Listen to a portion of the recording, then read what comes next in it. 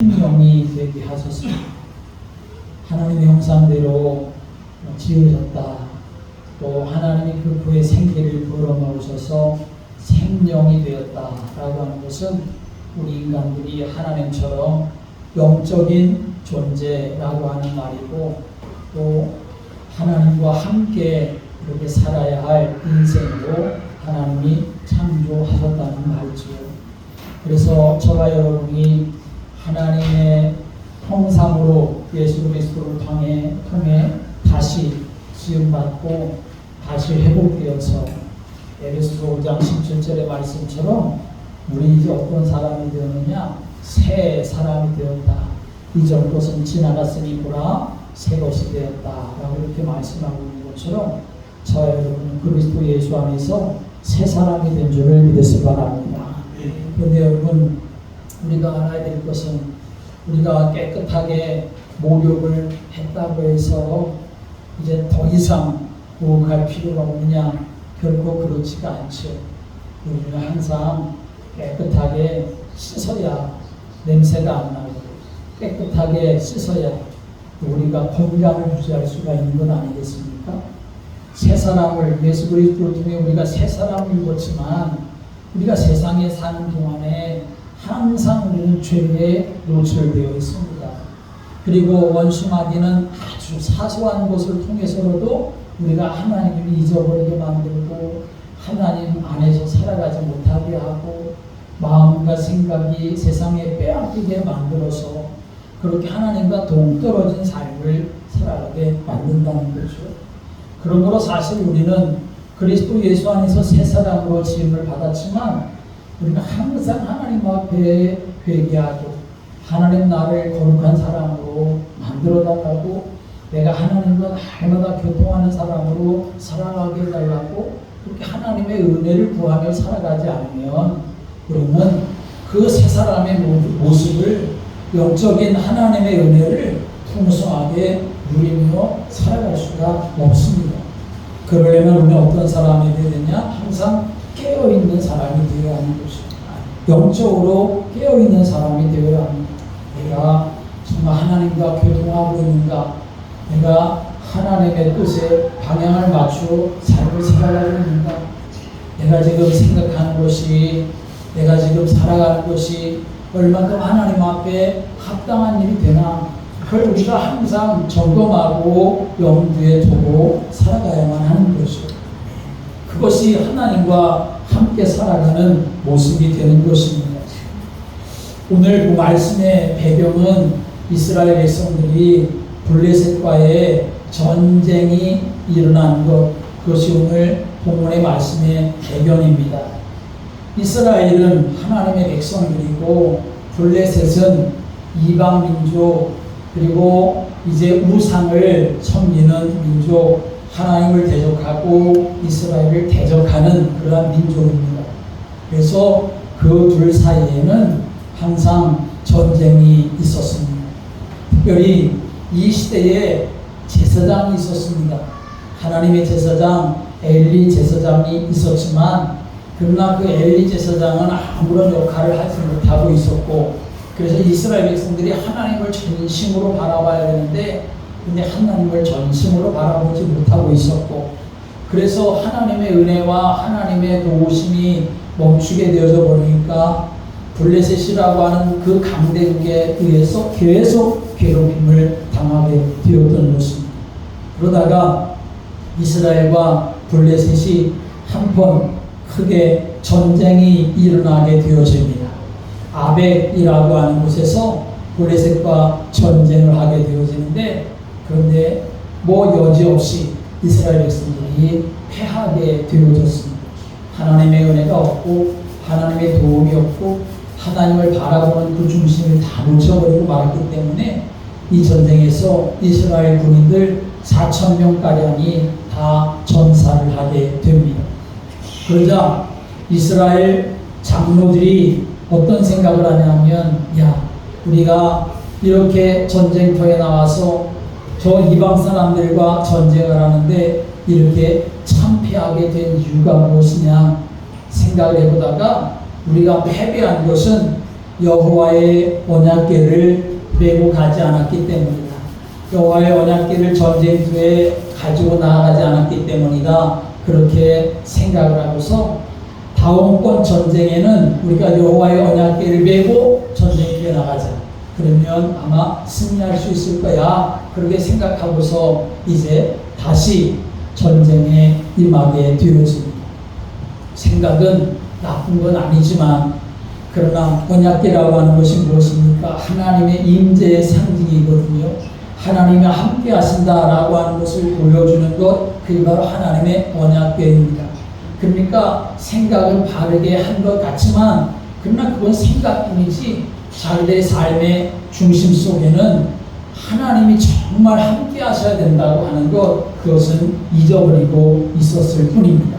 그래서 실로에다가 사람을 보내어 여호와의 언약궤를 전쟁터로 가져오게 합니다. 그래서 언약궤가 진영에 들어오는 순간에, 전쟁터 진영에 들어오는 순간에 이스라엘 백성들은 여호와의 언약궤가 이 전쟁터에 들어오게 되었으니 우리가 용기 백배하여 싸우면 분명히 승리할 것이다 라고 이렇게 해서 전쟁을 치르는데, 그런데 그 결과가 어떻게 되었느냐? 오히려 지난번 전쟁보다 더 참혹한 그런 결과를 맞이하게 됩니다. 이번에는 이스라엘 군인들 3만 명이 다 죽임을 당하게 되었고, 그리고 가지고 왔었던 여호와의 언약궤도 오히려 블레셋 사람들에게 다 빼앗기고 맙니다. 그리고 그 전쟁터에서 그 당시에 엘리 제사장의 두 아들이었었던 홈니와 비나스로 전쟁터에 나가게 되었는데 전쟁터에서 죽음을 당하게 되었습니다. 이 소식을 들었었던 엘리 제사장은 여호와의 언약궤가 빼앗겼습니다. 당신의 두 아들이 전쟁터에서 죽음을 당했습니다 하는 소식을 듣자 의자에 앉아있다가 뒤로 자빠져서 목이 부러져 죽는 그러한 일이 일어났습니다. 뿐만 아니라 바로 그때에 엘리 제사장의 아들 중에 비나스의 아들, 그 아들의 아내가 자식을 낳게 되었는데, 바로 그 해산할 때에 아내는 아이를 낳고 죽어가면서 그 핏덩어리 아이의 이름을 지었습니다. 뭐라고 불렀냐면 이가봇이다 라고 이렇게 불렀습니다. 그 이가봇이라고 하는 이 말의 뜻은 뭐냐면 영광이 없다, 영광이 떠났다 라고 하는 뜻입니다. 그 엘리 제사장의 며느리지요, 비나스의 아내가 그 자기 남편도 전쟁에서 죽어버리고, 그리고 자기의 그 시아버지지만 엘리 제사장도 그 때문에 죽고, 전쟁터에서 이스라엘 백성들이 참혹하게 이렇게 패했다고 하는 소식을 듣고서는 아이를 낳으며 죽어가면서 그 아이의 이름을 이가봇이라고 그렇게 지을 정도로 지금 이스라엘 백성들은 참혹한 그런 상황 가운데 있게 되었던 것이죠. 여러분 생각해 보십시오. 하나님의 백성들에게 있어서 가장 비극적인 일이 무엇이겠습니까? 그것은 바로 하나님의 영광이 떠나가고 하나님이 함께하지 않는 것 아니겠습니까?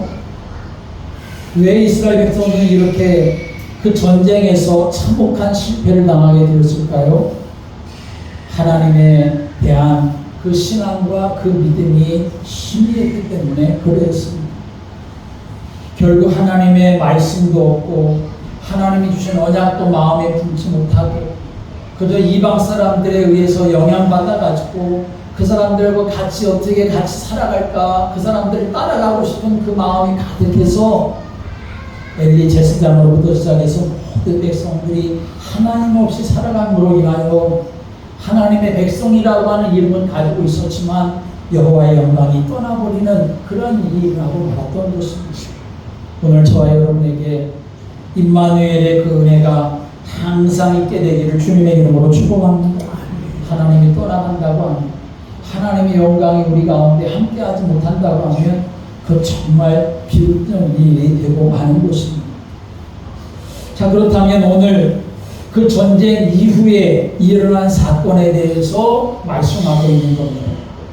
블레셋 사람들이 전쟁에서 승리해가지고 이스라엘 백성들이 가지고 왔었던 그 하나님의 언약궤조차도 블레셋 사람들이 빼앗게 되었습니다.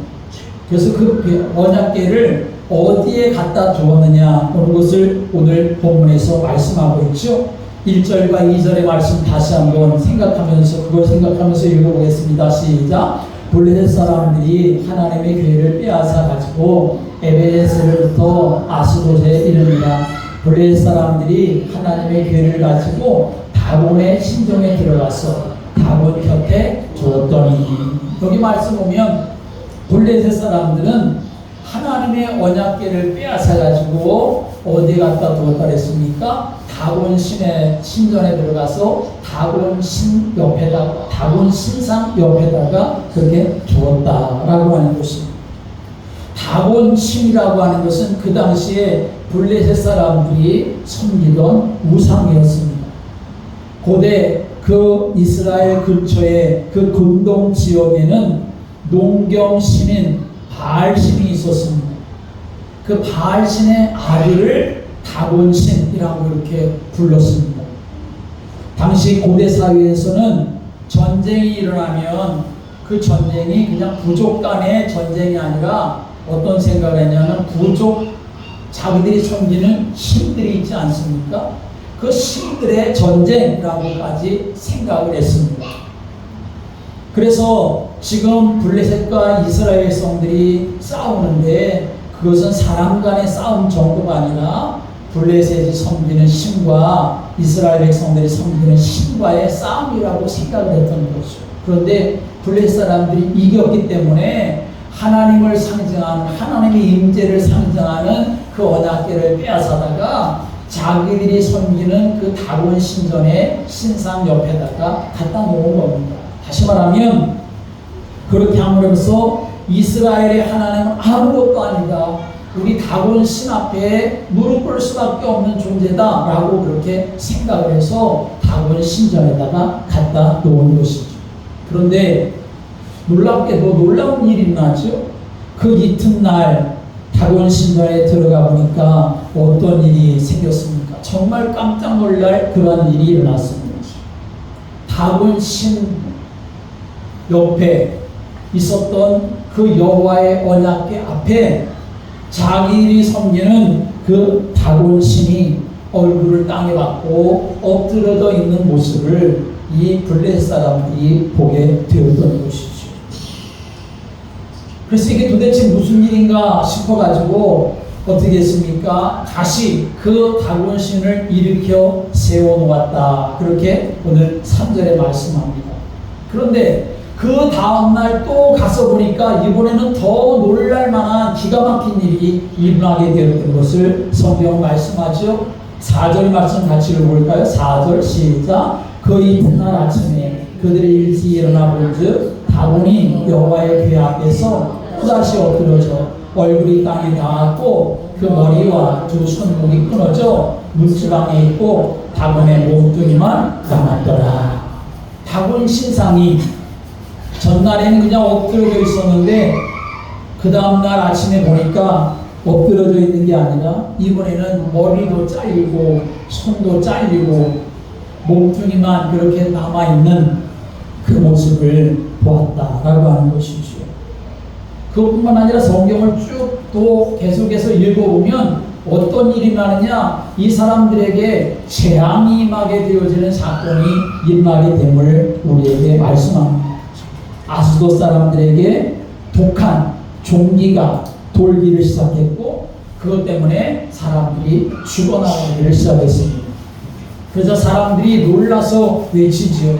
이스라엘의 신의 그 궤를 우리가 가져왔더니 그 이스라엘의 신이 우리에게 재앙을 내린가 보다 해가지고 그 하나님의 언약궤를 다른 데로 옮기라고 그렇게 말합니다. 그래서 또 다른 데로 옮기지만 또 그곳에서도 하나님의 재앙이 계속 임하게 되어지고 결국에는 어떻게 되느냐, 이 블레셋 사람들이 여호와 하나님의 언약궤를 이스라엘 사람들에게 다시 돌려보내는 일이 일어나게 되어지죠. 여러분, 우리는 이 사건을 통해서 그렇다면 무엇을 우리가 알아야 되겠습니까? 이 사건이 우리에게 주는 메시지가 무엇일까요? 저는 무엇보다도 블레셋과의 전쟁에서 참패한 이스라엘의 이 이야기는 오늘 이 시대의 교회와 그리고 믿음의 삶을 살아가는 사람들의 모습과 비슷하다라는 생각을 해보았습니다. 요즘 시대를 보면 교회는 패배한 것 같고 전도는 되지 않는 것 같고 그리고 TV나 인터넷을 통해 보면 교회와 예수 믿는 사람들에 대한 아주 심한 극심한 악플들이 그렇게 달려 그리고 방송되어지는 모습을 볼 수 있죠. 교회를 비난하는 것 그건 뭐 아무것도 아닌 것처럼 되어버린 그런 시대가 되고 말았습니다. 마치 교회가 세상 앞에 넘어져 있는 것 같은 그런 모습처럼 보여지지요. 더군다나 요즘 많은 성도들의 신앙도 어떻습니까? 미지근한 그런 모습을 볼 수 있습니다. 살아계신 하나님에 대한 믿음이 희미해지고 교회를 사랑하는 마음과 주님께 헌신하고자 하는 그런 마음들이 냉랭하고 식어지고 있습니다. 영적으로 깨어있지 않고 잠들어 있을 뿐만 아니라 오히려 그저 육신 중심으로 세상 중심으로 나 중심으로 그렇게 정말 하나님의 말씀이 중심이 돼서 하나님 중심이 돼서 그렇게 삶을 살아가기보다는 나 중심으로 신앙생활하는 모습들이 너무나 많습니다. 이스라엘이 블레셋과의 전쟁에서 지고 하나님의 언약궤를 빼앗긴 모습은 마치 복음의 능력을 잃어버린 무기력한 교회나 구원의 감격을 잃어버린 그러한 성도들의 모습과 다를 바가 없다는 것입니다. 그런데 이것으로 끝났느냐? 결코 그렇지 않다는 사실을 성경은 우리에게 말씀해 주고 있습니다.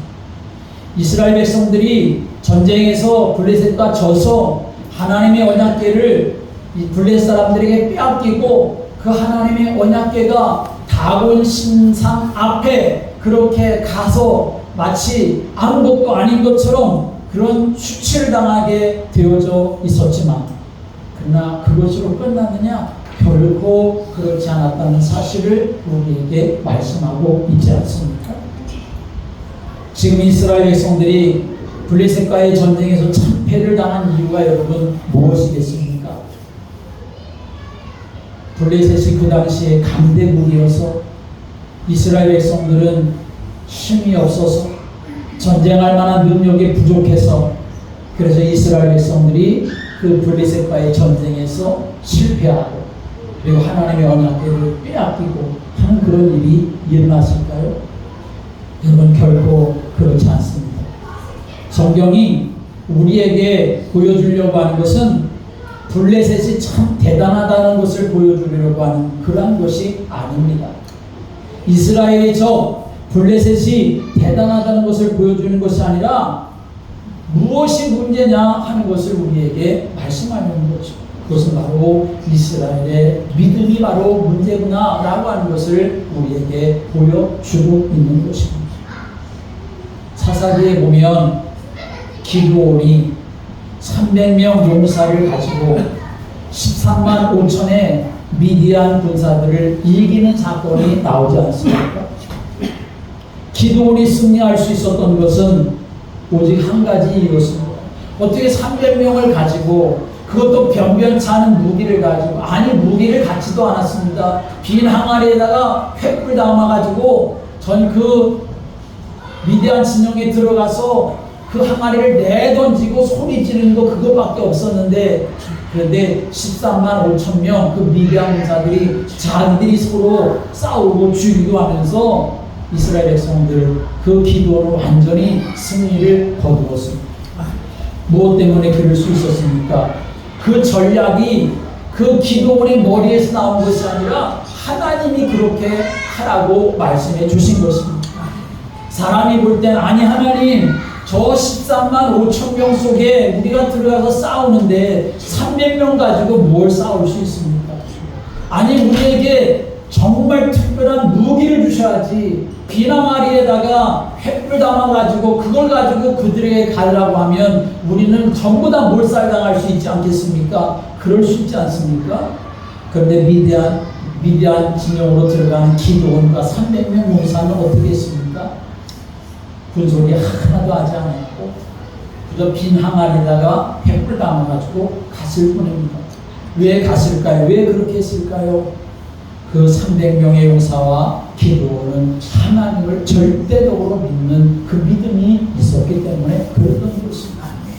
그런데 놀라운 것은 그 절대적인 믿음이 바로 기드온과 300명 용사가 승리할 수 있는 비결이 된 줄을 보시기 바랍니다. 오늘 본문의 말씀에도 그 메시지를 우리에게 주는 것이죠.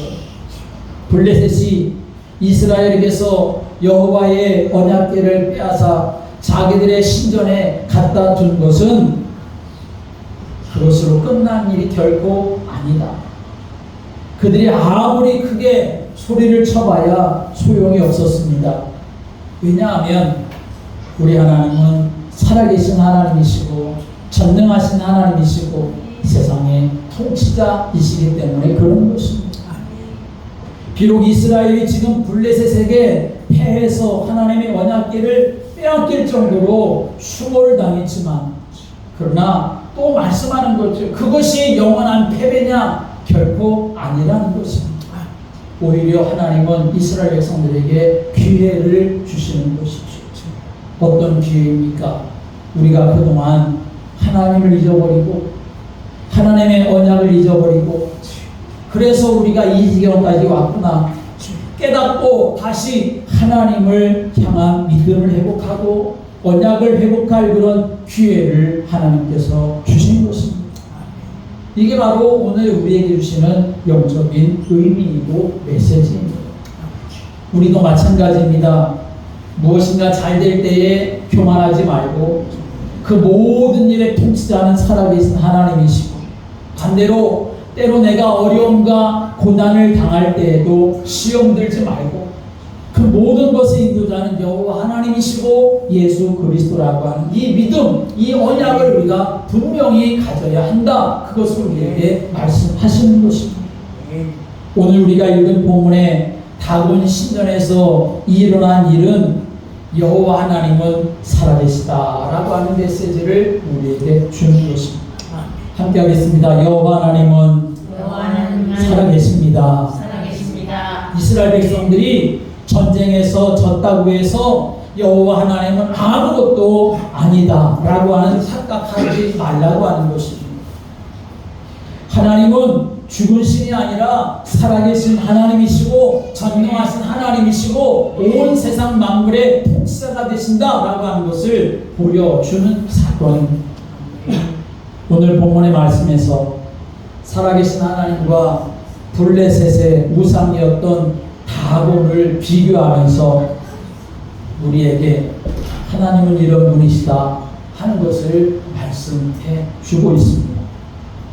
3절 말씀에 보면 아스돗 사람들이 이튿날 일찍이 일어나 본즉 다곤이 여호와의 궤 앞에서 엎드러져 그 얼굴이 땅에 닿은지라 그들이 다곤을 일으켜 다시 그 자리에 세웠다라고 말씀하죠. 여기 말씀 오면 다곤 신이 여호와의 궤 앞에 엎드려졌다라고 말합니다. 사실 이것은 너무나 당연한 것 아니겠습니까?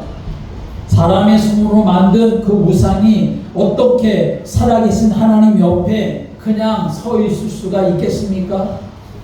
당연히 엎드려져서 그 얼굴을 땅에 댈 수밖에 없었던 것이죠. 그런데 여기 말씀에 보면 엎드러지다라고 한 이 말의 의미는 뭐냐면 원래 이 성경 원어로는 나팔이라고 하는 뜻입니다. 나팔이라고 하는 말인데 그 나팔이라고 하는 말의 뜻은 뭐냐면 엎어지다, 떨어지다, 넘어지다라고 하는 뜻입니다. 전쟁터에서는 항복하다라고 하는 뜻으로 사용되기도 했고 그리고 주인과 종의 관계에 있어서 주인에게 종이 엎드려서 경배하는 것 그것을 의미하는 말이 나팔이라고 하는 말입니다. 다시 말하면 다곤이 엎어졌다라고 하는 것은 여호와 하나님 앞에 완전히 엎드려져서 항복하고 아무것도 아닌 존재가 되어버렸다라고 하는 것을 말하는 것이죠. 이 나팔이라고 하는 말이 여기에만 사용되는 것이 아니라 이 사무엘상 4장에도 4장 18절의 말씀 보면 그 엘리 제사장이 의자에 앉아 있을 때에 하나님의 괴를 이제 어떻게 됐다라고 하는 소식이 들리지 않았습니까? 블레셋에게 하나님의 괴가 빼앗겼다라고 하는 그 소리를 들었을 때에 엘리가 자기 의자에서 자빠져 문 곁에 목이 부러져 죽었으니 나이 많고 비대한 까닭이다 라고 말하는데, 여기 엘리 제사장이 그 소식을 듣고서는 자기 의자에 앉았다가 자빠졌다라고 하는 말을 살 때에 자빠져라고 하는 말도 나팔이라고 하는 단어로 사용되었습니다.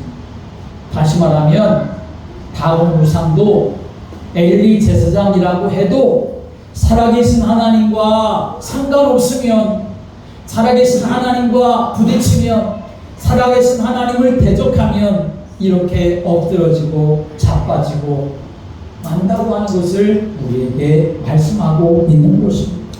오늘 여러분, 우리는 하나님을 가까이 하는 것이 가장 복이 됨을 믿으시기 바랍니다. 두 번째로 우리가 오늘 본문의 말씀에서 주목할 단어는 여호와의 손이라고 하는 말씀이 계속 나오는 것을 볼 수 있습니다. 오늘 5장 말씀에 보면 6절의 말씀에 보면 여호와의 손이 아스돗 사람에게 엄중히 보하사라고 말하고 있고, 7절 말씀에도 그 손이 우리와 무리의 신 다곤을 친다 하고 라고 말하고 있고, 9절 말씀에도 그것을 옮겨간 후에 여호와의 손이 심히 큰 환난을 그 성에 더했다라고 말하고, 11절 말씀에도 보면 이는 온 성이 사망의 환난을 당함이라, 거기서 하나님의 손이 엄중하셨다라고 말합니다. 여러분, 여호와의 손이라고 하는 말은 하나님의 능력을 나타내는 그 성경의 전문 용어입니다. 그런데 이런 여호와의 손과 비교되는 다곤 신상의 손은 어떻게 됐느냐 하는 것을 오늘 성경 우리에게 말하고 있지요. 다곤 신상의 손은 어떻게 됐습니까? 잘렸다 그렇게 말하죠. 4절 말씀 보면 다곤이 여호와의 궤 앞에 엎드려져 그 얼굴이 땅에 닿았고 그 머리와 두 손목은 끊어져 라고 말하고 있습니다. 다곤의 두 손목이 끊어졌다고 말하죠. 여러분, 뼈가 부러져도 아무것도 못하는데 두 손이 잘린 다곤이 무엇을 할 수가 있습니까? 무능력할 뿐이라는 거죠.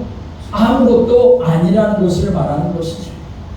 다곤 신이 아무것도 아니다 라고 하는 것을 말씀하고 있는 거죠. 그런데 우리 하나님 여호와의 손은 어떻습니까? 바로 다곤의 손을 잘라버렸습니다. 우리 여호와 하나님의 손은 그 능력이 있어서 전등에서 아스돗 사람들에게 환난을 더했습니다. 우리 여호와의 손은 다곤의 두 손목이 끊어지고 말았지만, 그러나 우리 여호와의 손은 그들에게 사망과 환난을 더했습니다. 엄중하게 하셨다라고 말씀하고 있습니다. 이 말이 무슨 말입니까? 이스라엘아, 너희 하나님은 살아계신 하나님이시다. 너희 하나님은 이렇게 역사하시는 하나님이시다. 너희 하나님의 능력을 아무것도 막을 것이 없다라고 하는 것을 우리에게 말씀하는 것입니다. 사랑하는 여러분, 오늘 우리 마음속에 분명히 담으시기 바랍니다. 하나님은 살아계신 줄을 믿으시기 바랍니다. 하나님 앞에 어떤 것도 능히 대적할 만한 것이 없다는 사실을 우리는 분명히 알아야 합니다. 하나님을 대적하면 망하는 인생이 되지만, 그러나 하나님을 가까이 하면 그 전능하신 손이, 능력의 손이 우리와 함께해서 우리 가운데 역사하시고 우리를 이끌어 가신다는 믿음의 확신이 여러분에 있게 되기를 주님의 이름으로 축복합니다. 오늘 이스라엘이 블레셋에게 참피한 진짜 문제는 말씀드렸죠. 블레셋이 강하고 이스라엘이 약했기 때문에 결코 아니라는 것입니다.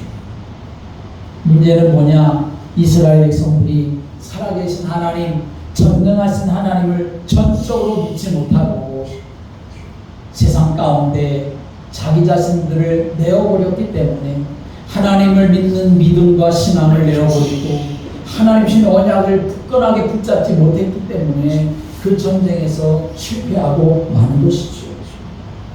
성경은 이 시대 엘리 제사장이 있었지만 그러나 엘리 제사장 시절에 사람들이 하나님을 몰랐다라고 말하고 있습니다. 하나님을 몰랐다는 말이 무슨 말입니까? 이스라엘 백성들이 어떻게 하나님을 모를 수 있습니까? 그런데 하나님을 몰랐대요. 이 말은 무슨 말이냐면 하나님을 믿지 않았다는 것입니다. 하나님의 백성으로 부름받았는데 하나님의 백성으로 선택받았는데 그것도 하나님께서 시대마다 제사장들을 세우시고 선자들을 세우시고 왕을 세우셔서 너희들은 내 백성이야 내가 너희들과 함께 라고 하는 것을 알려주셨는데 엘리 제사장 시대에 사람들이 하나님을 몰랐다, 하나님을 믿지 않았다는 말이죠. 알지도 못하는 하나님을 어떻게 믿겠습니까? 그들이 하나님의 언약궤를 전쟁터에 가지고 온 것은 그래서 살아계신 하나님을 믿었기 때문에 그 언약궤를 전쟁터에 가지고 온 것이 아니라 언약궤를 이용하려고 전쟁터에 가져왔다는 사실을 우리는 알아야 합니다. 언약궤를 통해서 하나님이 우리와 함께 하신다라고 하는 이 믿음의 확신이 있었던 것이 아니라 마치 하나님의 그 언약궤조차도 우상처럼 이용하려고 자기들의 전쟁터에 가지고 왔다는 것입니다. 여러분, 우상이 무엇입니까? 사람들이 자기의 욕망을 위해서 손으로 만든 것, 마음으로 만든 것, 그것이 바로 우상인 것이죠. 가나안 사람들은 바알신을 섬겼고 블레셋 사람들은 다곤신을 우상으로 섬겼습니다. 그러나 그런 우상들은 하나님이 아니죠.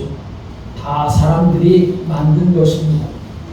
사람들이 나무나 돌 깎아서 성상을 만들고 그 앞에 복을 달라고 빌지요. 어떤 사람들은 부적을 써가지고 그것을 벽에 붙여놓기도 하고 베개 속에 집어넣기도 하고 심지어는 지갑 속에 넣어서 가지고 다니기도 하고 뭐 팬티 속에 집어넣어서 붙여서 가지고 다니는 사람도 있다고 하고 아예 몸에다가 문신으로 새겨서 그렇게 살아가는 사람도 있다고 하지 않습니까? 여러분, 우리는 분명히 알아야 합니다. 그것은 결코 우리 인생을 복되게 할 수가 없습니다. 마귀한테 나의 삶을, 나의 인생을 다 내어주는 거나 마찬가지죠. 내 영혼조차도 마귀한테 주는 거나 마찬가지입니다. 그것은 오히려 우리 인생을 실패시키고 하나님과 원수가 되게 해서 영원한 지옥과 멸망으로 들어가게 하는 일이 되고 만다는 사실을 알아야 합니다.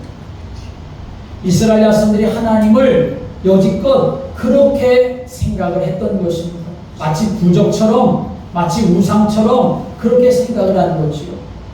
살아계신 하나님, 전능하신 하나님, 그 하나님을 생각하고 바라보고 의지하고 믿었던 것이 아니라 사람이 손으로 만들어 놓은 우상 정도로 생각을 했었습니다.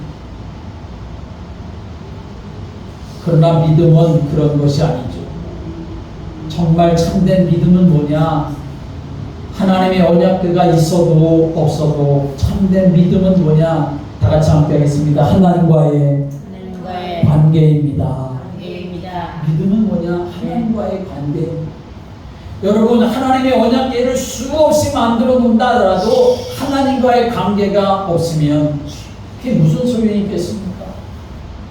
그런데 언약궤가 없어도 내가 하나님을 전적으로 바라보고 하나님을 구하고 하나님을 찾고 하나님을 사모한다고 하면 그 사람은 하나님이 기뻐하는 믿음 가운데 있는 사람이 되는 것이죠. 조앤 서덜랜드라고 하는 오스트레일리아 시드니 출신의 소프라노 성악가가 있습니다. 한 번은 이 성악가가 핸델의 메시아 중에 45번 곡인 내 주는 살아계시고 라고 하는 곡을 오케스트라와 협연해가지고 불러야 하는 그런 공연 일정이 잡혔습니다. 그럼 어떻게 합니까? 그 오케스트라와 계속 리허설을 해봐야 되지 않겠습니까? 자기가 아무리 세계적인 그러한 소프라노 성악가라 하더라도 그러나 오케스트라와 계속 연습을 하고 리허설을 해서 그 준비를 해야 하지 않습니까? 그래서 이제 오케스트라와 함께 리허설을 하는데 그 오케스트라의 그 웅장함에 맞춰가지고 이 서덜랜드가 자기의 소프라노 실력을 다 발휘해서 리허설임에도 불구하고 온갖 그러한 이제 실력을 다 발휘하고 기교를 테크닉을 그렇게 이제 가지고 노래를 불렀습니다. 그러자 그것이 끝난 후에 오히려 그 오케스트라의 단원들이 너무나 찬사를 하면서 박수를 쳐줬습니다. 그런데 그 앞에서 지휘자였었던 콜린 데이비스라고 하는 사람이 웃으면서 다시 한번 해보자 그렇게 요청을 했습니다. 그래서 서덜랜드는 그래 다시 한번 뭐 하지요. 그래서 다시 한번 또 오케스트라와 함께 맞추어서 노래를 불렀습니다. 그 노래가 끝났는데 또다시 그 지휘자가 다시 한번 했으면 좋겠다 하는 겁니다. 그래서 또다시 지휘자가 다시 하자니 또다시 할 수밖에 없었습니다. 그런데 끝나고 나서 노래가 다 끝나고 나서 이제는 됐겠지 싶었는데 지휘자가 또다시 한번 이 서덜랜드에게 요청을 하는 겁니다. 다시 한번 했으면 좋겠다. 아니 지금 몇 번째 하고 있습니까? 불쾌한 그런 마음이 들었던 거죠. 사람들은 오케스트라 단원들은 최고의 그런 노래였습니다. 그렇게 계속 찬사를 보내고 그렇게 칭찬을 하는데 그런데 이 지휘자였었던 콜린 데이비스는 계속 하기를 요청하는 겁니다. 그래서 이 서덜랜드는 불쾌한 마음이 치어올라서 아니 지금 몇 번째 이렇게 하자고 하는 겁니까? 라고 이렇게 물었습니다. 그러자 지휘자였었던 데이비스가 서덜랜드를 향해서 이렇게 말했습니다. 지금 우리가 부르는 이 곡의 공명이 내 주는 살아계시고 아닙니까? 그런데 지금 당신이 부르는 그 노래 속에는 내 주는 살아계시고라고 하는 노래를 부르는데 그런데 당신의 노래 속에는 내 주는 살아계시고 라고 하는 그런 영감이 없습니다. 그런 생각이 들지를 않습니다. 그저 노래를 할 뿐이지 내 주는 살아계시고 라고 하는 그 마음이 담겨져 있지 않고 그 소리가 그 메시지가 나에게 담겨오지 않기 때문에 나는 계속 할 수밖에 없습니다 라고 이렇게 말하면서 다시 한번 해봅시다. 내 주는 살아계시고 라고 하는 것은 노래가 아니라 그 심정을 담아가지고 그 믿음을 담아가지고 다시 한번 해봅시다 그렇게 요청을 했던 거죠. 그래서 충격을 받은 이 서덜랜드는 다시 노래를 불렀습니다. 너무나 그 소리를 듣고 그렇게 노래를 부를 때에는 눈물이 나서 리허설을 제대로 마치지 못하고 그 노래를 마치지 못했습니다.